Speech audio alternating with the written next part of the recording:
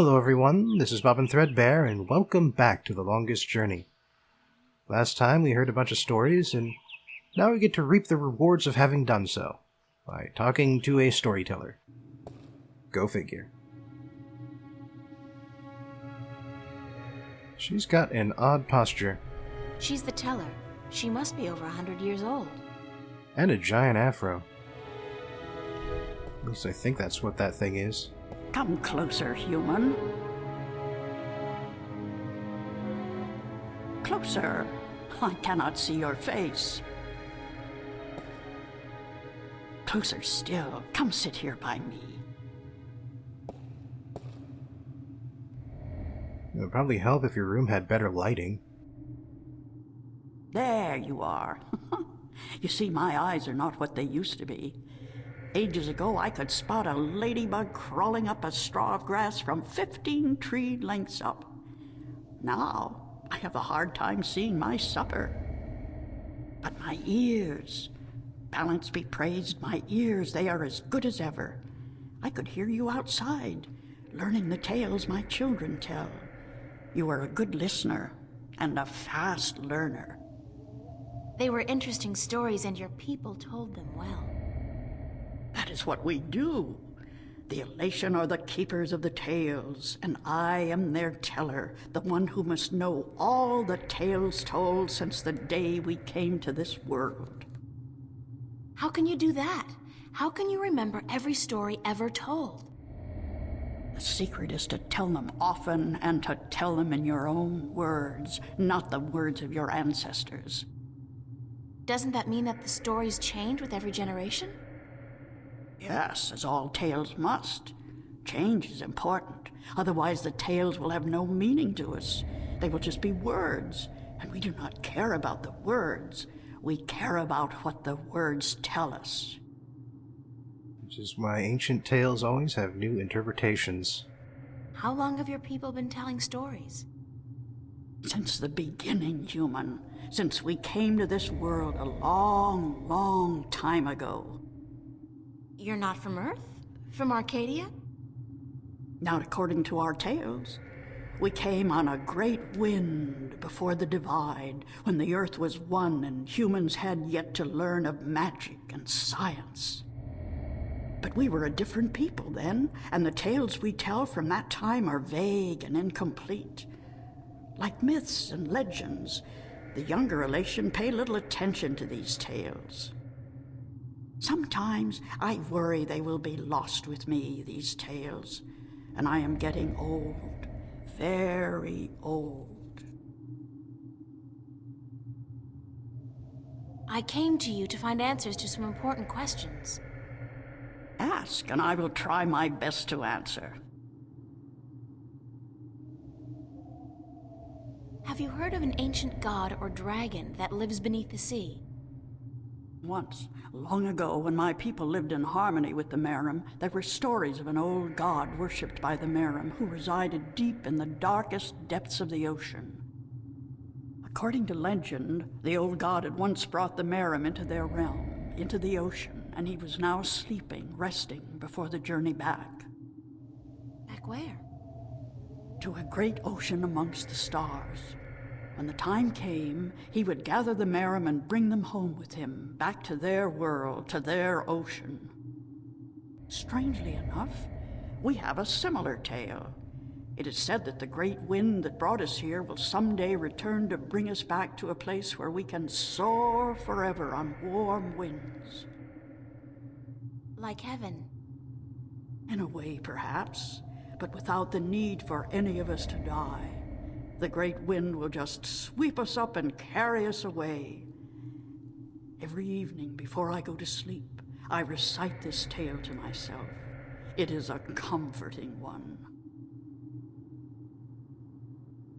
What do you know about the Draic kin? Kin are numbered 4, or so our tales tell. 2 in this world, 2 in the other. The mirror world, the white and the blue, the red and the green. Do you know where they are?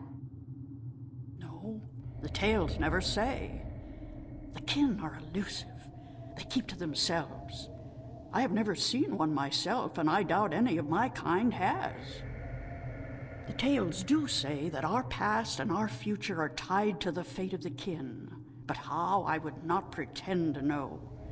This is one tale that is yet to be told. Do you know anything about the Guardian's realm? This is human business. Would you not know more than I? Your people are the keepers of the tales. You remember more than humankind has forgotten. Please, I need to hear what you know. That is very little. The Guardian's realm is home to the Guardian in his tower. No one is permitted within except the Guardian who was, the Guardian who is, and the Guardian who will be. And of course the Dryad kin, who were instrumental in its making. Have you ever heard of the existence of a hidden entrance to his realm? Oh, yes. Yes, I have heard tell of such a thing, though I would not know where it is. I gather that one of the kin may be able to tell you. Thank you. I don't have any more questions. I am glad I could help you with some answers. I'm the Windbringer. I know you are. It's strange to me to hear those words spoken. I did not think they would be in my lifetime. But here you are, standing in front of me as real as the sky is blue. I'm sorry I have to ask, but what is it that the Windbringer is supposed to do for you? I did not expect you to walk in here and have all the answers, child. The balance has both blessed you and cursed you, and it has sent you here to do what it wills. The Windbringer is said to be the first sign of the great wind that will take us away from here. For a long time, the Elation have lost the strength they used to have. Our bones have become weak, and our wings fragile. Where we used to be able to soar for days on strong winds, we are now using our legs to walk rather than fly. Why this is, we do not know. Tanyan.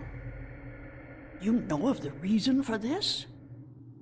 I'm just guessing, but it makes sense. Go on.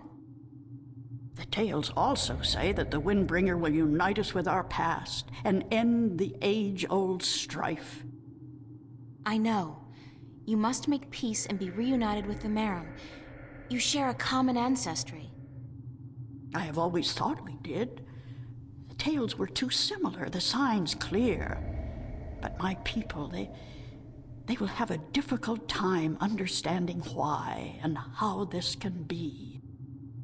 If you don't, both the Elation and the Merum will die out. When war broke out between your people and you were forced to move up into the mountains, it compromised a precarious symbiosis. A substance called Tanyan was abundant where the Merum and the Elation lived in close proximity. It brought fish and heat and light to both your people. But now, living up in the mountains, your way of life, your diet, your customs and habits, they've all changed. And that's probably the cause of your brittle bones and fragile wings. Then we must make peace with the Merum and restore the balance between us, so as to strengthen us both and prepare us for the journey that will surely come soon.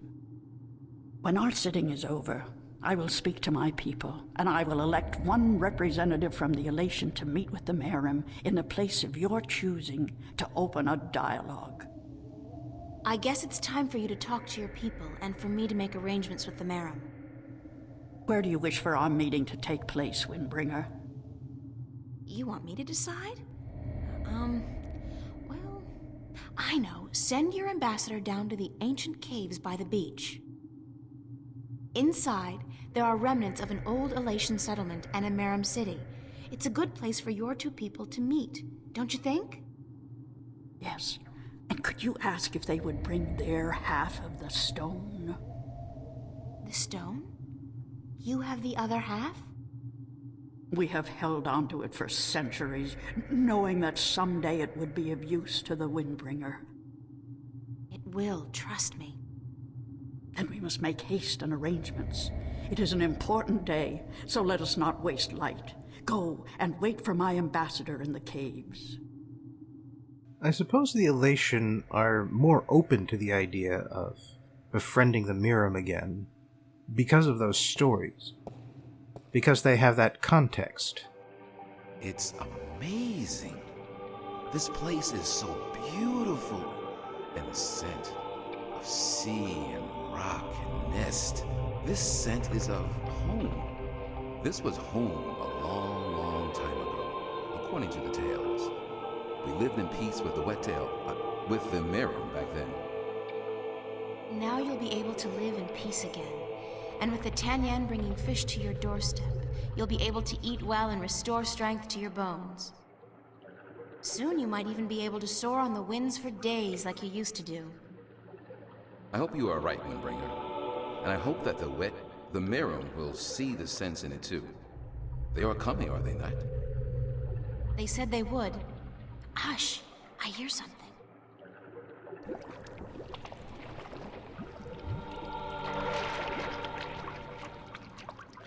We are here, Water Stiller, as was promised.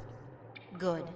Now, as representatives of your respective peoples, you, the Queen of Amiram City, and you, guard to the Elation Teller, must fulfill the prophecy and join the two parts of the one stone. We hope that our peoples may be joined again, Elation, and that we may live in peace and prosper. As do we, Merum. And we pledge to do all we can for this to happen.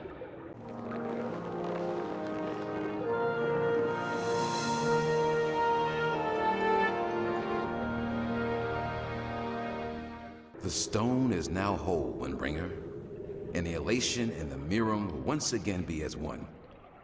You may take it with you. Thank you. The both of you. Come now, April, and we will take you to our sleeping god. May his wisdom guide you and lead you down the right path. Okay. Guess we're just skipping over all the travel. Because right now she is directly above the sleeping god.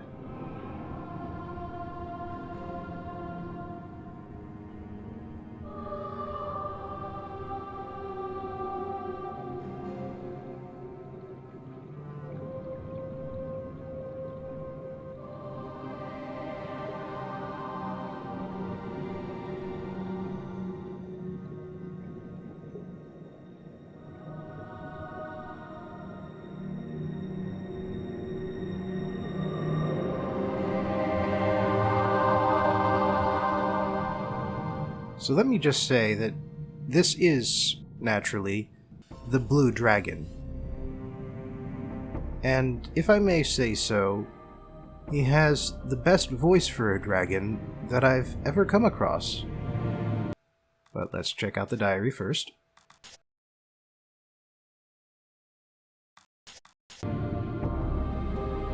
That's a weird rock. It just doesn't look natural. That's because it isn't. The sand is covering something.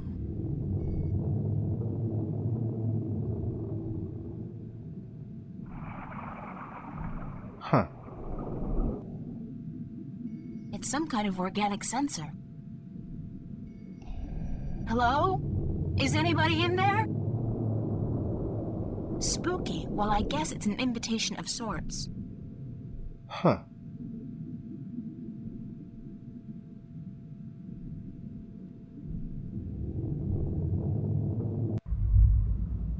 There's air in here.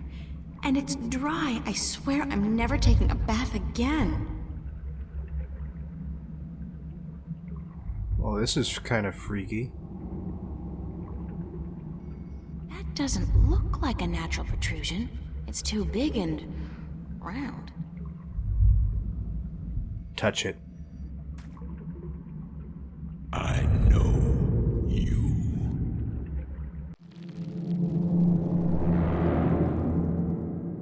Do not be afraid. I know what you are.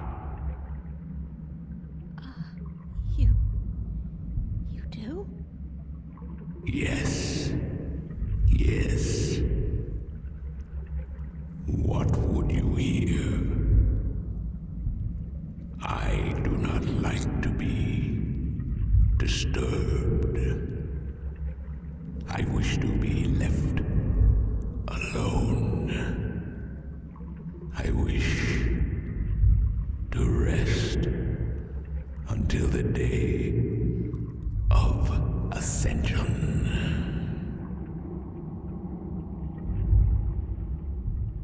I think we should be polite. I'm sorry to disturb you, but I need some answers. Everyone needs answers. Everyone has questions. I am not the oracle. I cannot answer all your questions.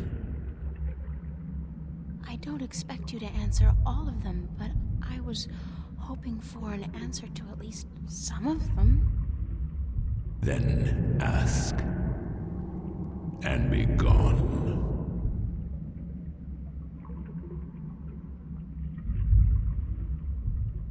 What am I? What do you mean? You said you know what I am. What am I? You do not know. Then it is not I who should teach you about your heritage. You must make this discovery on your own. Listen, I'm tired. I'm wet. I'm at the bottom of the sea, and I'm breathing with the help of a polyp stuck in my esophagus. So just cut the Buddhist bullshit about a journey of self-discovery and answer my question. Please? Your question has already been answered.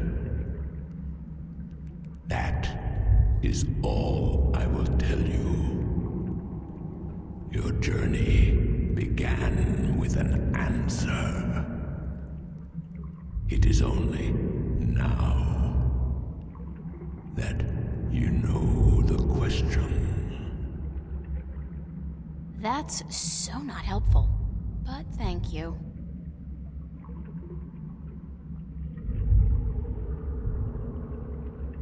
What is the day of Ascension? The day when the kin return home. When my siblings come to me, and we rise toward the stars for our journey back to our cradle. This is the day of Ascension.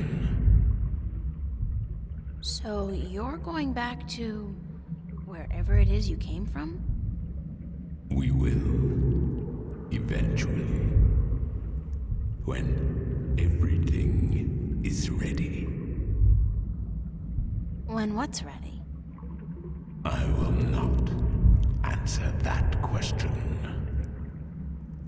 It is not necessary for you to know.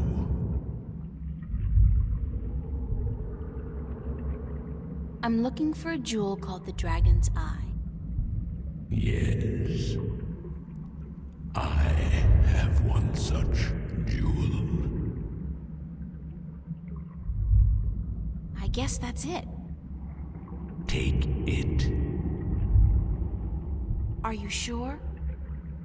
Take it. It is yours now. It is part of your destiny. Okay. Tell me if it hurts. Well, that's creepy. I need to know where I can find the gateway to the Guardian's realm. So you come to me. They told me, well, they as in the few people who could tell me anything at all, they told me that if anyone would know, it'd be you. I know. When the earth was divided, there was a doorway left open where the tower was built. But it's moved, hasn't it? That spot. When Stark and Arcadia were created, that spot moved somewhere else. Into the sky. Amongst the stars. But where? I knew you were coming. Your journey has not been a quiet one. Even down here, I could hear you. I speak with the Dark People. They are my messengers. They have prepared a map for you with the entrance you are looking for. You knew I was coming and why? Then, okay, I know this is probably a futile question, but why didn't you send the Dark People to me earlier? You could have saved me a lot of time and hard work. You are afraid of time and hard work. No, but it's the principle of it, isn't it? No, it is not. You had prophecies to fulfill. You had a purpose. Bringing my children together in preparation. This was important. And for that, I thank you. Now, I wish to sleep. You said something about a map? The Dark People have it. They will meet you. I will bring you to them. What, now? Yes. Hold on.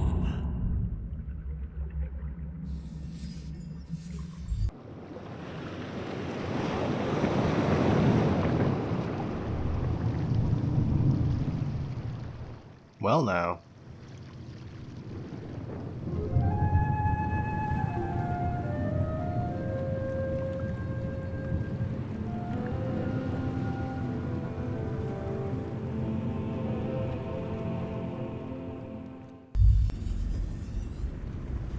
Okay, here we are. I kind of feel like this section is kind of cut content. This all goes much too smoothly and quickly compared to the previous sections. The ship is enshrouded in a thick fog, very mystic-like. I can't see the face, but I think it's a man. A tall man wearing a dark cloak. He's one of the Dark People, whatever they are. Thanks for taking me on board. Who are you? Well, I thought you... I mean, didn't the old dragon... Well, I'm April Ryan, from Stark, and I guess you're a dark person. But who are you? I'm just a student, not anybody special. You are special. Who are you? I'm not. I'm just... I'm the Windbringer. I'm the Water Stiller. I'm April Bondu Mbata of the Banda and the Venar Kungang La. I'm a shifter. I will someday become the 13th Guardian, the protector of the balance. And I'm April Ryan. This is who I am. Yes, that is who you are. And you are a wave.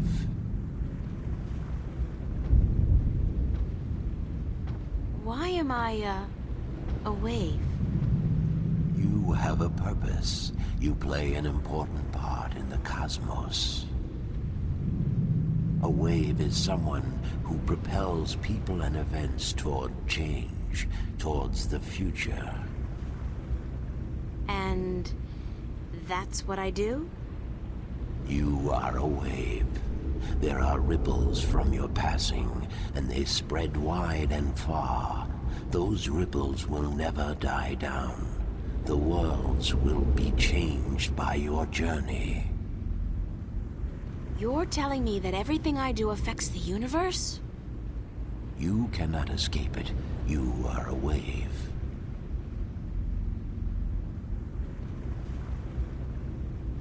The ancient dragon, the blue of the Drake kin, told me you had a map for me. A map of stars, yes. It was made for you in our library and given to me to hold. It is yours now. Keep it well. It is the only one.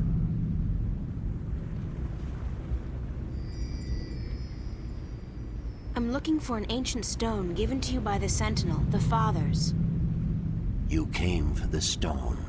Of course we have it with us. Our ship would not have been chosen to meet you were it not for the stone we carry with us. Everybody's just waiting around for me to show up, so that they can give me stuff. Who knew adventuring was gonna be this easy? It will not always be so easy. Of that I can assure you. But here is our stone. We entrust it to you, as we were instructed to do when the Fathers first entrusted it to us. Like I said, too easy. Can this ship take me back to Marcuria? I mean, would you mind? We will bring you to Marcuria henceforth. It will take the night, but we will be there at first light. That's fine. Thanks a lot. You are free to rest here, to sleep, while we travel.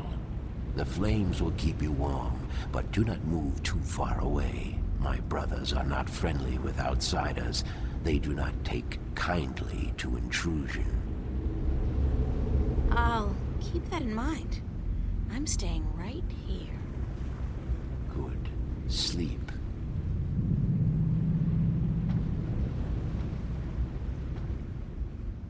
And that's it.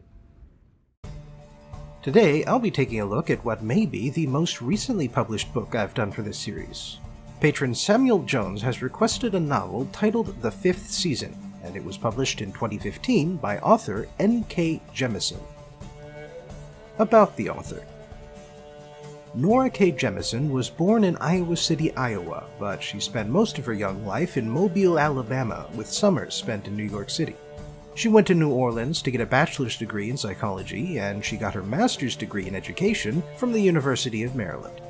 After that, she spent 10 years as a teacher in Massachusetts, and these days she's a career counselor in New York City. Jemisin's writing career began around the year 2000, back when she was in grad school. She knew she wanted to write speculative fiction, but she didn't have any connections, so her first real writing experience was to send a novel to a publisher, have it sit in a slush pile for a few years, and then have it rejected and sent back. Publishers get so many book submissions each year that this is basically what happens to everyone regardless of quality, unless you have a literary agent. But for Jemisin, it was a disheartening experience. Still, it didn't discourage her completely. Instead, she went to Viable Paradise, a workshop that explains the business and publishing side of writing, and after that she began to see success from writing short stories and further novels. Jemisin's official novel debut is called The 100,000 Kingdoms, and it came out in 2010. It's about a world in which the gods are real, and humanity has managed to enslave some of them.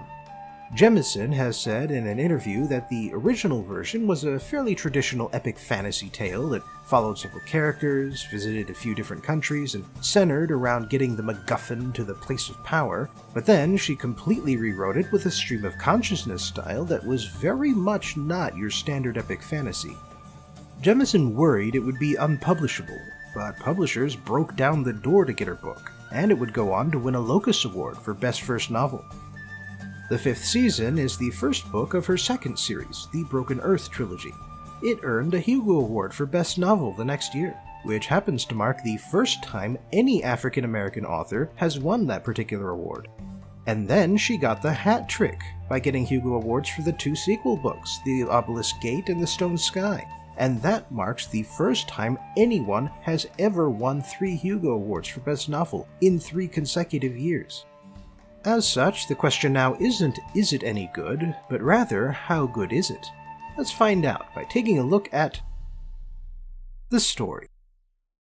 The fifth season takes place on a world with a single continent, a Pangea. The people who live on it call it the Stillness, but only as a joke. The planet suffers from constant seismic activity, and global catastrophes are a regular occurrence. When it happens, it's called a fifth season after an old phrase. Spring, summer, fall, winter, and death is the fifth season. In this world, most people can sense earthquakes coming, but a few people have the power to stop, control, and start earthquakes. With enough practice, they can control just about any kind of vibration. These people are called origins if you're feeling polite, and ragas if you'd rather be rude.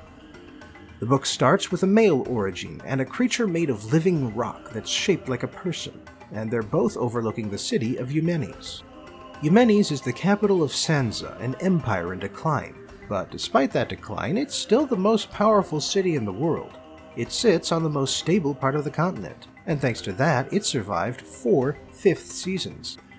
But now it's rubble, because the man reaches down to an old fault line and tears the whole continent in half, right along the equator, and right through the city.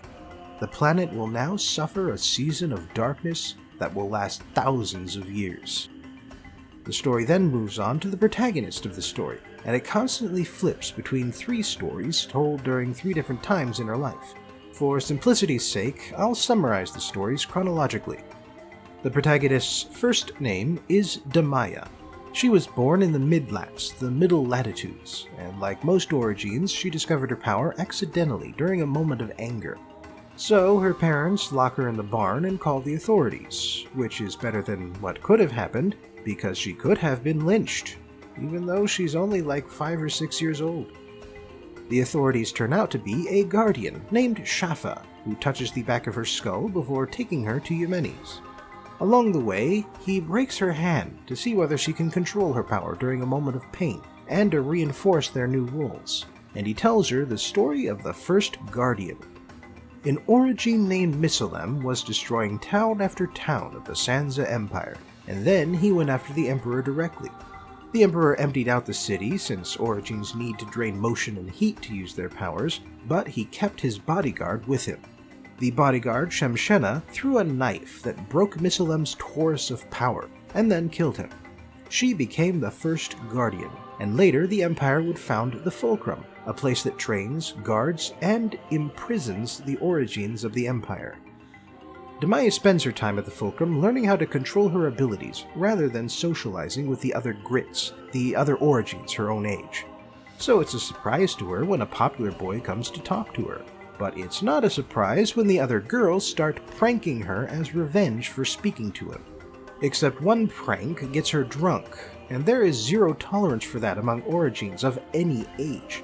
She could have been disappeared for that if the wrong person caught her.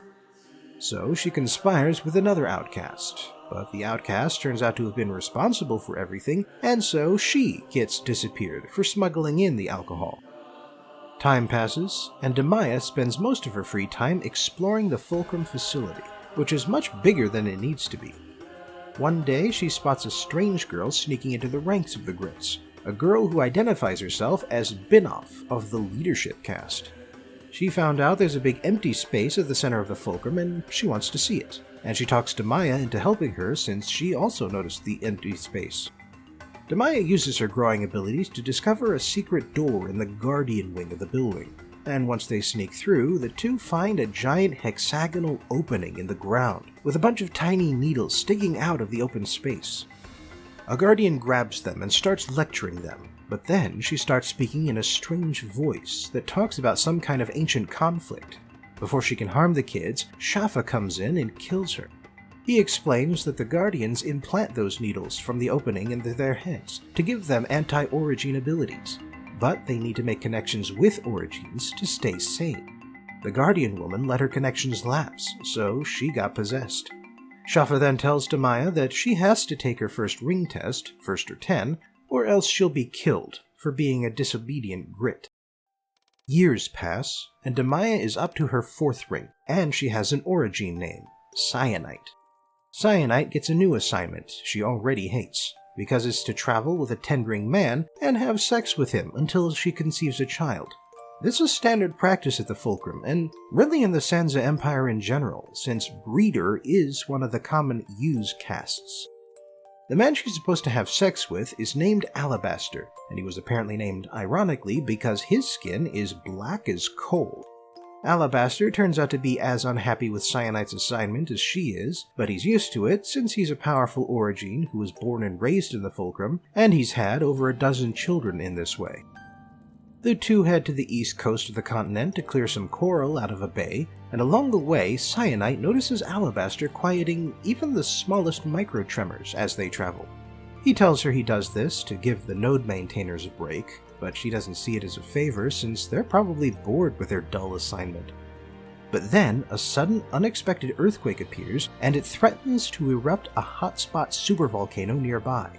Alabaster ends the threat, but he does so by drawing on Cyanite's power and some additional power he gets from nearby, neither of which he's supposed to be able to do.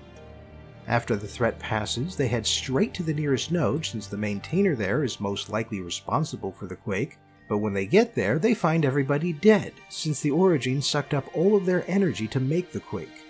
The maintainer is also dead, and Cyanite discovers that he is a lobotomized child, most likely one of Alabaster's kids too. The Fulcrum does this to kids who have a lot of power but can't master control, since even when they're lobotomized, their brains can still calm earthquakes in the area.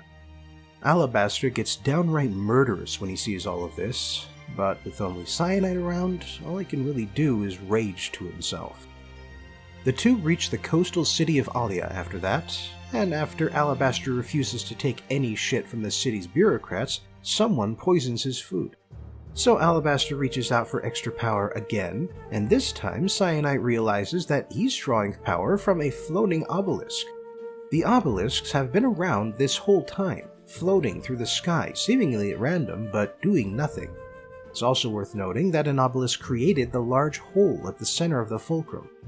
Using the obelisk's power, Alabaster fine-tunes his control to vibrate the poison up his throat and out his body, but the effort leaves him exhausted. Thus, it's up to Cyanite to clear the harbor, although that's easy enough for a four-ringer to accomplish. However, it turns out the coral is growing on a substrata that's slowly rising through the harbor and could block the bay entrance itself given time. So she breaks it free from its surroundings, and the blockage turns out to be a half-broken obelisk with a stone eater, one of those living rock people from earlier, stuck in the middle. And once it's free, it floats up into the sky and starts hovering above the harbor. Cyanite and Alabaster are ordered to stay put for the time being, which Alabaster finds suspicious because the Fulcrum should want them to get away from the obelisk, so that their higher-ups can study it in secret. Then they find out why when a Guardian shows up to kill them both. The Guardian uses his anti-Origin abilities and a special dagger to stop both of them from using their powers. But before he can kill them, Cyanite reaches out to the broken obelisk for help. She discovers that the Stone Eater at its center is alive and well, and then the world explodes around her. Cyanite wakes up on an island far off the coast of the continent, which is normally a terrible place to be thanks to the constant threat of hotspot volcanoes and tsunamis. She and Alabaster were brought to the island straight through the rock below the ocean, thanks to a Stone Eater who presents as a woman, seems to know Alabaster from long before, and responds to the name Antimony. Antimony soon leaves, but not before showing Cyanite that her reckless use of power has turned Alia into a smoldering volcano. Cyanite and Alabaster discover that the island is inhabited by a pirate community that predates the Sansa Empire.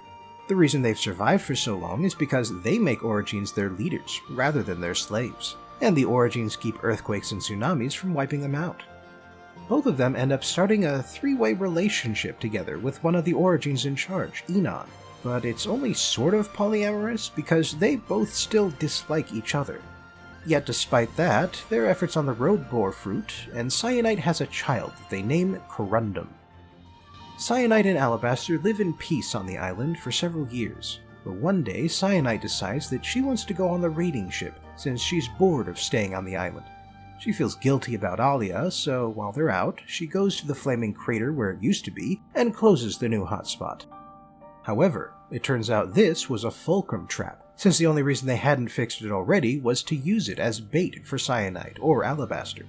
They track her ship back to the island and send several ships out to attack it, and while the islanders put up a good fight, Alabaster gets dragged away by the Stone Eater, and both Cyanite and Corundum get captured by the Fulcrum forces.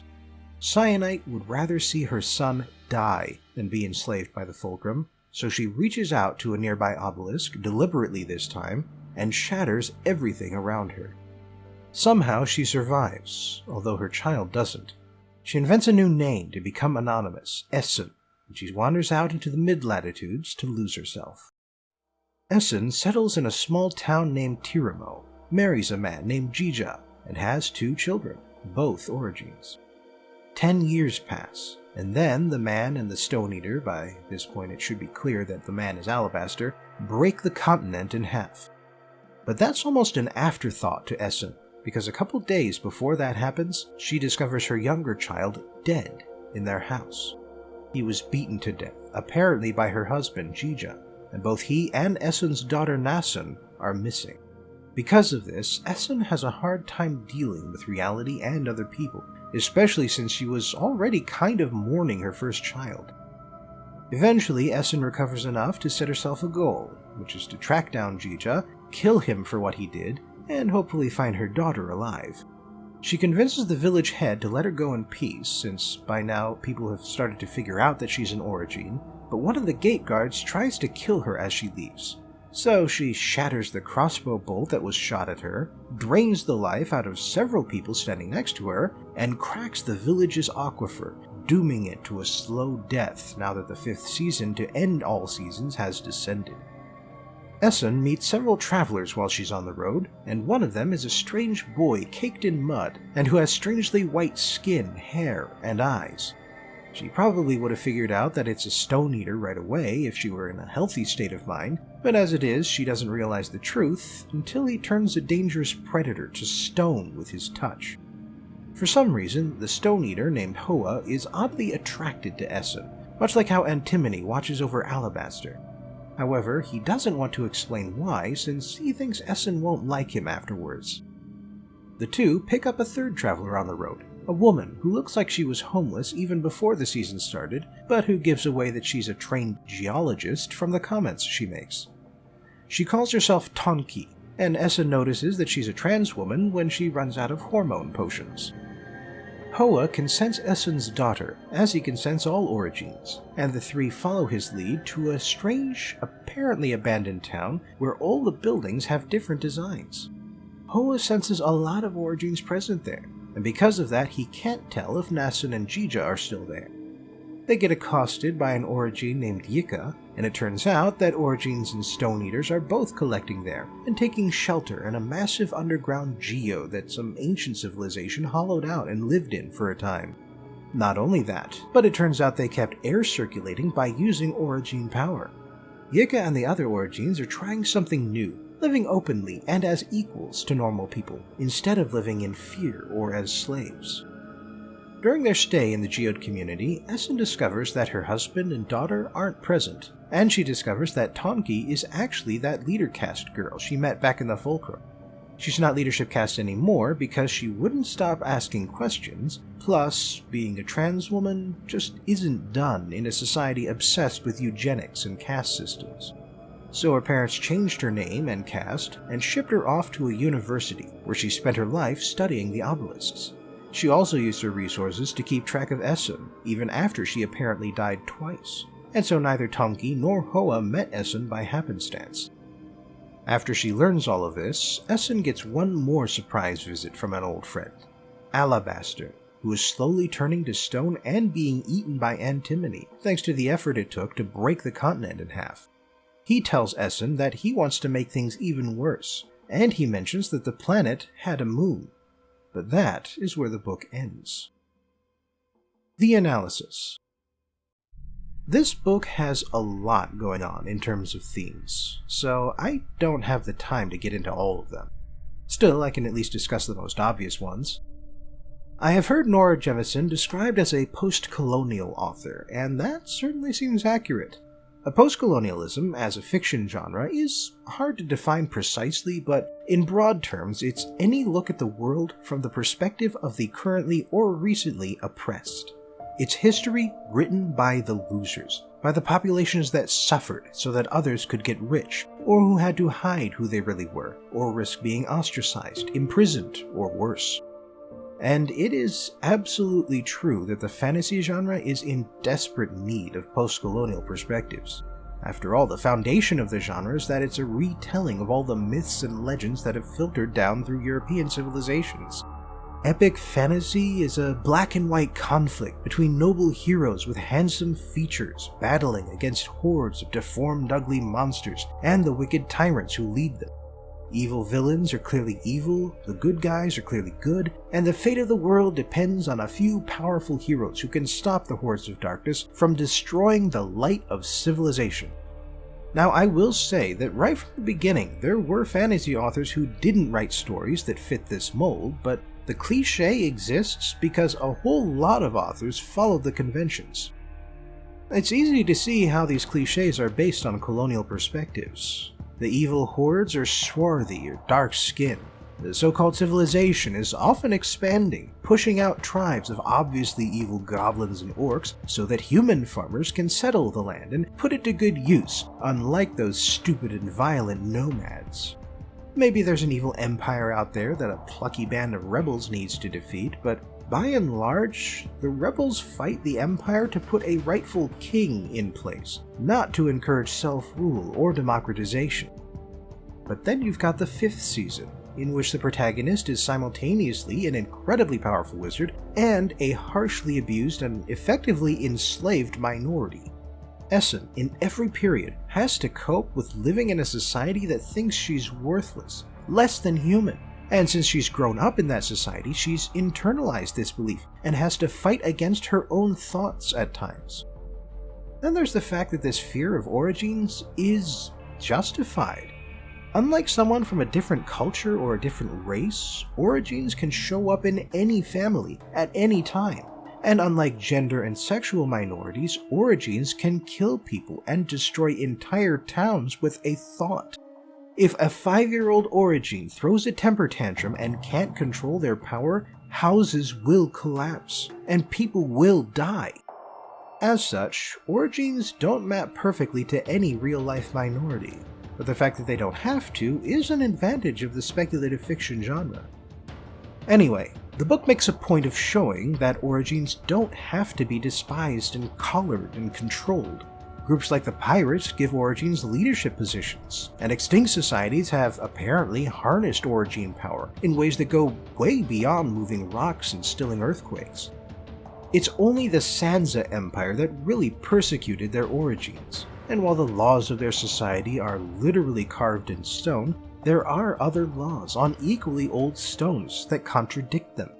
But because they persecuted origins, Sansa was able to exploit them and use that exploitation to keep the heart of the Empire stable in more ways than one.